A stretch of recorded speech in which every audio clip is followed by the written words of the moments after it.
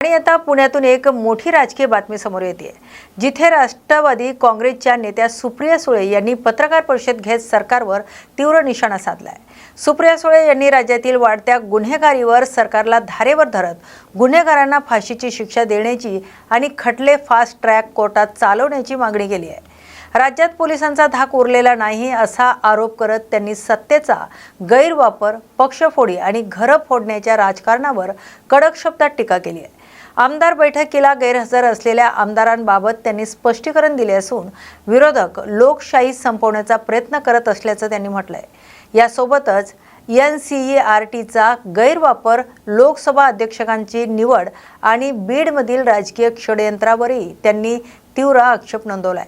सुप्रिया सुळे यांच्या या चौफेर हल्ल्यामुळे राज्यातील राजकीय वातावरण कमालीचं तापलंय। आपली एक विचारधारा ही लादली जाते पुढच्या पिढीला आणि दुर्दैव आहे की आजचे सत्ताधारी हे शिक्षण पुढे करून जे नवीन गणित बांधण्याचा प्रयत्न करतायत हे देशाच्या ऐक्यासाठी आणि नवीन पिढीच्या विचारधारेसाठी हे घातक पुढे ठरू शकतं अशी शक्यता नाकारता येत नाही। बैठकीमध्ये बोलताना असं म्हणाले की आपण आतापर्यंत महाविकास आघाडी म्हणून एकत्र होतो, मात्र आता आपण खरंच महाविकास आघाडी म्हणून एकत्र आहोत का याची विचार करण्याची गरज आहे। सभागृहामध्ये महाविकास आघाडीमध्ये समन्वय पाहायला मिळत नाही। सरकारला ज्या पद्धतीनं धारेवर धरलं जावं, अधिवेशनामध्ये मुद्दे मांडले जावे, त्याच्यामध्ये कुठेतरी कमतरता पाहायला मिळते। आपलं एकसंघ राहणं खूप महत्त्वाचं आहे। महाविकास आघाडीमध्ये समन्वय नाही असं तुम्हाला कसं वाटतंय?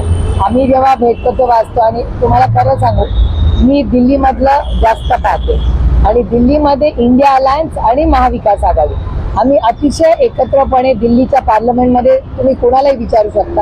आम्ही अतिशय रोज सकाळी भेटतो 10 वाजता खडगेजींच्या ऑफिसमध्ये। तिथून आमची सगळे दिवसभर कोण भाषण करणार, काय आम्ही स्टँड घेणार, कुठल्या बिलावर काय आमची मतं आहेत, हे पूर्णपणे आमची स्ट्रॅटेजी रोज सकाळी 10 वाजता ठरते दिल्लीमध्ये पार्लमेंटच्या मध्ये। त्यामुळे इथेही तशी काही यंत्रणा जर असेल, आहे का नाही आहे मला माहिती नाही, पण माझा विश्वास आहे की काल उद्धवजींनी ज्या सूचना केल्यात त्या पूर्णपणे सगळे एकमताने करतील। काही तुम्ही या जे खासदार आता एकनाथ शिंदेच्या शिवसेनेत गेले त्यांना जवळून दिल्लीमध्ये बघितलं असेल, MP लॅड्स जो डॅशबोर्ड आहे त्याच्यात अक्षरशः सगळे स्टॅटिस्टिक्स समोर आले। 50% सुद्धा या खासदारांनी निधी जो आहे त्याचा उपयोग केला नाहीये आणि दुसऱ्या बाजूला आम्हाला निधी मिळत नाही म्हणून आम्ही एकनाथ शिंदेच्या सरकारमध्ये पक्षात चाललोय अशी भूमिका त्यांनी जाहीर केली। कसं बघता या? नाही, मी स्वतःपासून सुरू करते। मी आता पुण्याच्या कलेक्टरांना 2 गोष्टींसाठी भेटायला चालले। एक की MP लॅड्स आणि दुसरं माझ्या लोकसभा मतदारसंघातली, इथे मी लोकप्रतिनिधी म्हणून काम करते, तिथे पाण्याची परिस्थितीसाठी मी कलेक्टरांना भेटायला चालले।